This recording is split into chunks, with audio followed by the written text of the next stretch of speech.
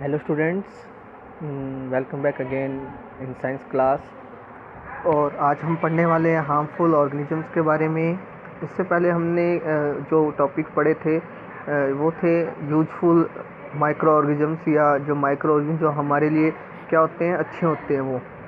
लेकिन इनके दोनों ही रूप होते हैं, ये यूजफुल भी होते हैं तो हार्मफुल भी होते हैं।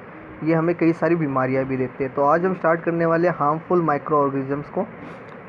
For thousands of years, man lived in ignorance of what caused disease। तो हज़ारों साल पहले जो मनुष्य जो रहता था वो मतलब बीमारियों के जो कारण होता था उनको इग्नोर करता था, या उनके बारे में जानता नहीं था कि बीमारियां किस वजह से होती है। People had explains and the beliefs about what causes disease। तो लोगों का ऐसा मानना था कि जो बीमारियां होती है वो किसी श्राप की वजह से होती है, किसी क्रश की वजह से होती है। The most common of which was that sickness was caused by the evil spirit inside the body of victim। इसमें सबसे कॉमन था जो सिकनेस होती है, जो सिकनेस होता है और वो होता है जब कोई इविल स्पिरिट या इविल की आत्मा शरीर के अंदर चली जाती है। लेकिन आज हम जानते हैं कि ये सब डिजीज़ है। Malaria was thought to be due to the inhalation of bad air. और ऐसा माना जाता था कि मलेरिया जो होता है वो तब होता है जब आप बदबूदार स्मेल ले लेते हो या आप बेड एयर को अंदर ले लेते हो। Chicken pox, small pox and cholera were infected as curse of some angry god. और चिकन पॉक्स, स्मॉल पॉक्स और कोलोरा जैसी जो बीमारी होती है वो तब होती है जब भगवान गुस्से के कारण क्या कर देते हैं, कोई श्राप दे देते हैं। ऐसा हजारों सालों पहले लोगों का सोचना था बीमारियों के बारे में। It was not until 1865 that scientist were able to prove the microbes were the causes of disease। It was not until 1865 that scientists was able to prove that microbes or germs were the causes of disease। लेकिन 1865 तक जब साइंटिस्टों ने इस बात को नहीं बता पाए थे, या 1865 तक अब इस बात को क्लियर कर लिया गया था कि जो बीमारियां होती है वो माइक्रो ऑर्गेनिज्म के जरिए होती है, या माइक्रो ऑर्गेनिज्म उनके कारण होते हैं। It was Louis Pasteur who first trend the germ theory of disease. और इसमें सबसे पहले लुइस पास्चर थे जिन्होंने बताया था जर्म्स थ्योरी ऑफ डिजीज़ की जर्म्स थ्योरी के बारे में, कि जो डिजीज़ होती है वो जर्म्स की वजह से होती है। A number of micro organism cause the disease in human being, plants and animals. बहुत सारी बीमारियां जो होती है वो माइक्रो ऑर्गेनिज्म की वजह से होती है, प्लांट्स में, एनिमल्स में और ह्यूमन बीइंग्स में। Such disease causing the micro are called the pathogens. Such disease causing, ऐसे डिजीज़ कॉजिंग जो होते हैं या जिनकी वजह से डिजीज़ होती है, ऐसे माइक्रो ऑर्गेनिजम्स को हम पैथोजन के नाम से जानते हैं। Some micro organisms spoil the food, clothing and leather. कई सारे ऐसे माइक्रो ऑर्गेनिज्म होते हैं जो हमारे खाने को ख़राब कर देते हैं, कपड़ों को ख़राब कर देते हैं, यहाँ तक कि जो लेदर होता है उसे भी ख़राब कर देते हैं। Let's us study more about their harmful activities. अब थोड़ा सा हम इनकी हार्मफुल जो एक्टिविटीज़ होती है उनके बारे में हम पढ़ लेते हैं। Disease causing micro organism in humans. ऐसे माइक्रो ऑर्गेनिज्म जिनकी वजह से मनुष्य में बीमारियां होती है, तो उसके बारे में हम पढ़ेंगे। पैथोजन इंटर, ऐसे माइक्रो ऑर्गेनिज्म जो जिनसे बीमारी होती है उनको पैथोजन कहते हैं। तो मैं पैथोजन वर्ड बोलूँगा, इसका मतलब वो ऐसे माइक्रो ऑर्गेनिज्म है जिनकी वजह से बीमारियाँ होती है। Pathogen enters our body through the air we breathe. Pathogen जो होते हैं वो हमारे शरीर के अंदर प्रवेश करते हैं through the air, the water we drink, जो पानी हम पीते हैं उससे, या फिर फूड वी ईट, या जो खाना जो हम खाते हैं। They can also get transmitted by the directly contact with an infected person और कैरिड थ्रू एन एनिमल। इसके अलावा बीमारियां हमें ट्रांसफ़र हो सकती है ऐसे इंसान से जिसको पहले से कोई बीमारी हो, या फिर किसी एनिमल्स के जरिए भी हमें बीमारी हो सकती है। Disease caused by micro organism are communicable. Disease जो कि माइक्रो ऑर्गेनिज्म की वजह से होती है वो मोस्टली कम्युनिकेबल होती है, या इनको इन्फेक्शियस डिजीज़ कहते हैं। कम्युनिकेबल और नॉन कम्युनिकेबल दो टाइप की डिजीज़ होती है। कम्युनिकेबल डिजीज़ जो एक पर्सन से दूसरे पर्सन में ट्रांसफ़र होती है उसको हम कम्युनिकेबल डिजीज़ कहते हैं, जैसे कि कोविड-19, ठीक है। और ऐसी डिजीज़ जो कि एक पर्सन से दूसरे पर्सन में ट्रांसफ़र नहीं होती है उसको हम नॉन कम्युनिकेबल डिजीज़ कहते हैं, जैसे कि डायबिटीज़ हो गया, ठीक है, या आपके ब्लड प्रेशर हो गया। तो ऐसी डिजीज़ को हम नॉन कम्युनिकेबल डिजीज़ कहते हैं। Communicable disease are those which are passed on from an infected person to the healthy person. Through the air, water, food, insect and the physical contact. तो communicable disease वो disease होती है जो कि एक infected person से दूसरे healthy person में ट्रांसफ़र होती है through the air, water, food, insects या फिजिकल कॉन्टैक्ट्स के जरिए।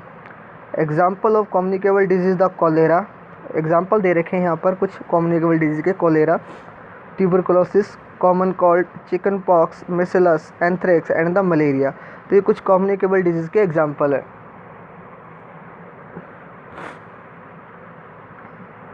Spread through the air. अब हम बात करते हैं कि हवा के जरिए कैसे माइक्रो ऑर्गेनिज्म बीमारियों को फैलाते हैं या कैसे कम्युनिकेबल डिजीज़ फैलती है।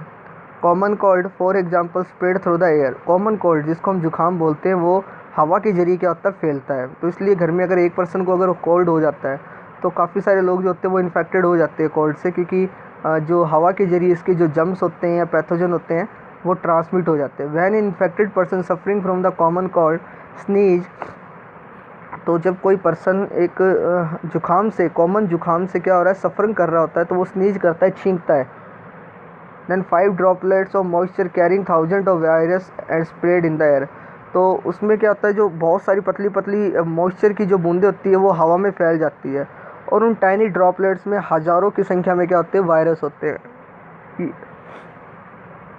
द वायरस में enter the body of the healthy person wheel breathing. और ये वायरस क्या होता है, फिर इंटर कर जाता है एक हेल्थी पर्सन के अंदर। जब वो क्या करता है, सांस लेता है, तो वो वायरस उसके शरीर के अंदर चला जाता है।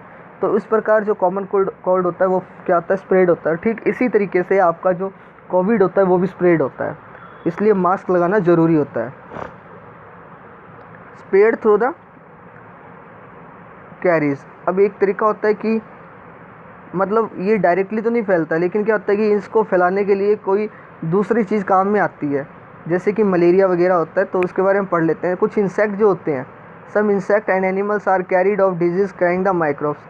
कुछ ऐसे इंसेक्ट और एनिमल होते हैं जो डिजीज़ को कैरी करते हैं, उनके अंदर वो डिजीज़ होती है। हालांकि वो उनको तो इन्फेक्टेड नहीं करती है, लेकिन वो ह्यूमन्स बीइंग में ट्रांसफ़र हो जाती है तो उनको इन्फेक्टेड कर देती है। House flies, mosquitoes, cockroach and rats are the carrying of disease. ये कुछ एग्जांपल है ऐसे इंसेक्ट्स के, एनिमल के, जो कि क्या करते हैं, डिजीज़ को फैलाते हैं। ये एक्चुअली में इनको वेक्टर बोलते हैं। वेक्टर मतलब कि ये क्या करते हैं, डिजीज़ को फैलाने का काम करते हैं। खुद तो इनमें वो डिजीज़ होती नहीं है, लेकिन ये दूसरों में फैलाने का काम करते हैं। House fly are the most common among all the disease carriers. House fly सबसे कॉमन इनमें जो कि डिजीज़ को ज़्यादा फैलाती है। The fly sit on a garbage and the animal excrete.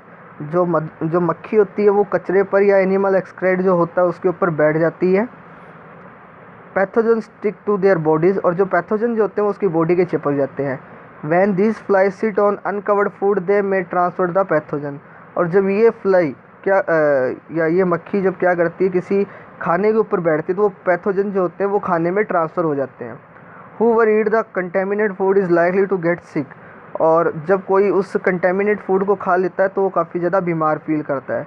So it is advisable to always keep food cover. इसलिए ये हमेशा एडवाइज़ किया जाता है कि खाने को हमेशा कवर करके रखना चाहिए। Avoid the consuming uncovered item of food. हमेशा जो ऐसे फूड आइटम को अवॉइड करना चाहिए जो कि क्या होते हैं, ओपन होते हैं, खुले होते हैं, अनकवर्ड होते हैं। Another example of carrier is the female anopheles mosquito. एक और एग्जाम्पल है कैरिड का जिसमें आता है female anopheles mosquito, female anopheles मच्छर। This mosquitoes carries the parasite of malaria. ये जो मॉस्किटो होता है वो मलेरिया के जो पैथोजन होता है उसको कैरी करता है, मतलब इसकी बॉडी के अंदर मलेरिया का पैथोजन मिलता है। One more carrier is the female Aedes mosquitoes. इसके अलावा एडिस एडेप्टिस मॉस्किटोज फीमेल भी कैरीज का काम करती है और वो डेंगू वायरस को कैरी करती है, जिसके काटने से डेंगू होता है।